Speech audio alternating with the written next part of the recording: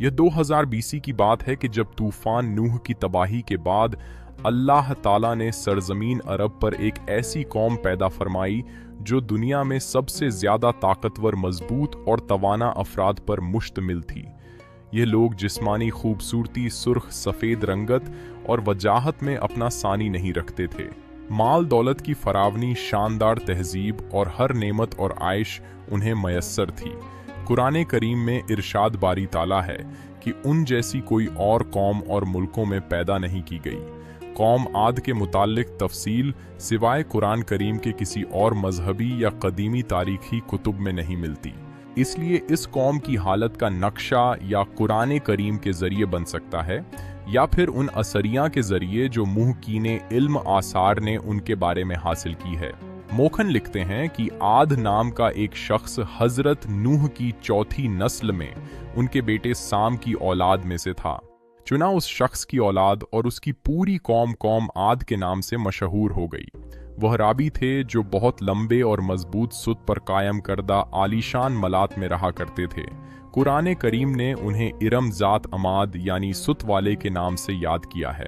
इरम उनका बहुत खूबसूरत शहर था जिसके आसार 1984 में खिलाई शटर चैलेंजर की मदद से दरियाफ्त किए गए हैं।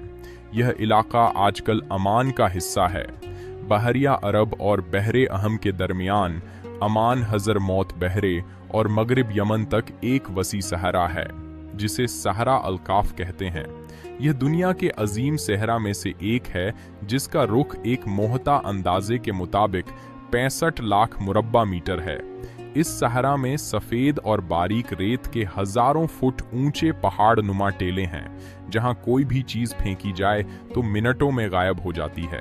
किसी जमाने में यह दुनिया का सरसब्ज शादाब इलाका था और वहां यह कौम आद आबाद थी। आज यह भयानक सहरा अल्लाह ताला की खुली निशानियां में से एक और अहले ज़मीन के लिए जाए इब्रत है। और कुरान करीम में इरशाद बारी ताला है कि वो इरम जो सुत वाले थे जिनकी मानंद कोई कौम मुल्कों में पैदा नहीं की गई। बाज मुफस्सिर ने लिखा है कि इरम आद के दादा का नाम था। आम मोखन का ख्याल है कि इरम कौम आद के शाही खानदान का लक़ब था। हालिया दौर में एक शहर के जो ज़ेरे ज़मीन आसार दरियाफ्त हुए हैं उनसे पता चलता है कि उस शहर के फसील पर 30 सुत या मीनार बनाए गए थे। कहा जाता है कि यह शहर शद्दाद ने खुसूसी एहतमाम के साथ बसाया था, जो उस कौम का बहुत बड़ा बादशाह था। कद्दो कामत और जिस्मानी कुव्वत के लिहाज से दुनिया में उसका कोई सानी पैदा नहीं हुआ। इस तरह इस कौम ने जिस मेयार और जिस अंदाज की तामीर की, ऐसी तामीर उससे पहले दुनिया में कभी किसी कौम ने नहीं की। शायद उसी लिए यह जगह शद्दाद की जन्नत अर्जी के नाम से तारीख में मशहूर है। मगर जब यह आलीशान मोहल्ला तैयार हो गए और शद्दाद ने अपने रूसाए ममलकत के साथ उसमें जाने का इरादा किया तो उन पर अल्लाह ताला का अजाब नाजिल हुआ और वह सब हलाक हो गए।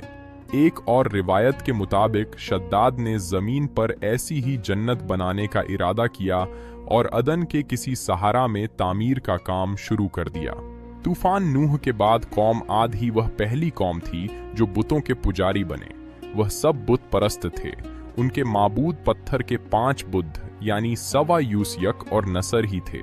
कुफ्र शिर्क के समंदर में गर्क कौम आद की बदमालिया जब अपनी इंतहा को पहुंच गई तो अल्लाह ताला ने उन्हीं के कौम के एक नेक और सालेह बंदे को उन पर पैगंबर बनाकर मबू फरमाया। हजरत हद कौम आद की सबसे मजस शाख खुल्लू के एक खूबसूरत और वजी शख्स थे। हजरत हद अल सलाम ने उनसे कहा कि भाइयों, एक अल्लाह ही की इबादत करो, उसके सिवा कोई तुम्हारा माबूद नहीं। कौम आद के सरदारों ने जवाब दिया कि तुम हमें अहमक नजर आते हो और हमारी नज़र में तुम झूठे हो। हजरत हद ने कहा कि मैं रब्बुल आलमीन का पैगंबर हूँ और अल्लाह का पैगाम तुम तक पहुँचाता हूँ। कहने लगे, तुम हमारे पास उस लिए आए हो कि हम अपने उन माबूद को छोड़ दें जिन्हें हमारे बाप दादा पूछते थे। अगर तुम सच्चे हो तो जिस अजाब से हमें डराते हो वो ले आओ। हजरत हूदगा उससे भी ज्यादा वाजो नसीहत करते रहे, लेकिन वो गुरूर और तकब्बल में अंधे और बहरे बने रहे। उन्हें अपनी ताकत पर बड़ा घमंड था। इरशाद बारी ताला है कि कौम आद नाहक मुल्क में गुरूर करने लगी और कहने लगी कि हमसे बढ़कर कुव्वत में कौन है। कौम आद के 13 खानदान थे।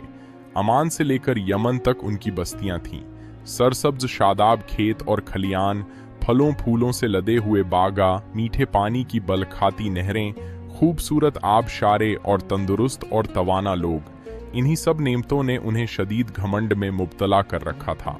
बिलख वह लम्हा भी आ गया कि जब हजरत हद सलाम ने बारगाह इलाही में दुआ फरमाई कि ए मेरे परवरदिगार, इन्होंने मुझे झूठा कहा है, अब तू मेरी मदद कर।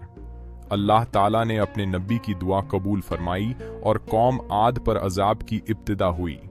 बारिश न बरसाई गई और चश्मे खुश्क कर दिए गए। देखते ही देखते शादाब वीरानी में बदल गई। मवेशी मरने लगे, फल अनाज नापैद हो गया। पूरी कौम खुश्क साली का शिकार होकर बदहाल एंड परेशान हो गई। यह सिलसिला मुसलसल 3 साल चलता रहा। नबी से कौम की यह परेशानी देखी ना जाती थी। मुसलसल वाजो नसीहत करते रहते और फरमाते कि ए मेरी कौम, अपने परवरदिगार से बख्श मांगो, फिर उसके आगे तौबा करो। वह तुम पर आसमान से मीना बरसाए और तुम्हारी ताकत और कुव्वत में इजाफा फरमाएगा। कहने लगे, हद, तुम हमारे पास कोई दलील जाहिर नहीं लाए, हम अपने माबूद को नहीं छोड़ने वाले। उस जमाने में यह दस्तूर था कि कमों को जब कोई मुश्किल आ रही तो वह बैतुल्लाह शरीफ जाकर अल्लाह के आगे आब जारी करते। चुनांचे कौम आद के 70 सरकता अफराद मक्का मुकर्रमा पहुंचे और वहां 1 माह तक रहे और बारिश के लिए दुआएं मांगते रहे। अल्लाह ताला ने उन पर 3 रंगों के बादल भेज दिए, सफेद, सुर्ख और स्याह। फिर आसमान से निदा आई कि इनमें से एक को मुंतखाब कर लो। कैल ने स्याह बादल को पसंद कर लिया क्योंकि वह खूब बारिश बरसाने वाला था। फिर निदा आई कि तूने हलाक और तबाही को पसंद कर लिया है। जब उन्होंने उस अजाब को देखा जो बादल की सूरत में उनके मैदानों की तरफ आ रहा था, तो कहने लगे, यह तो बादल है जो हम पर बरस कर रहेगा। तो अल्लाह ताला ने फरमाया, नहीं, बल्कि यह वह चीज है जिसके लिए तुम जल्दी करते थे, यानी आंधी जिसमें दर्द देने वाला अजाब भरा हुआ है। अल्लाह ताला ने यह अजाब 7 रात और 8 दिनों तक मुसलसल जारी रखा। उस आंधी ने किसी जानदार को जिंदा नहीं छोड़ा। गाड़ों, पहाड़ों, घरों और महल्लातों के अंदर सबको फना कर डाला। अल्लाह ताला ने उस खौफनाक आंधी से हजरत हदल सलाम और उनके साथियों को महफूज रखा। परवरदिगार आलम ने कुरान करीम में कौम की तबाही के जो वाक़यात फरमाए हैं, उनका असल मकसद यही है कि उम्मत मुस्लिमा उनसे सबक हासिल करे। अल्लाह ने कौम आद को हर नेमत अता फरमाई, लेकिन जब उसने नाफरमानी की तो उसे नेज तो नाबूद कर दिया। हम सबको भी अपने रोजमर के मामलात का जायजा लेते रहना चाहिए।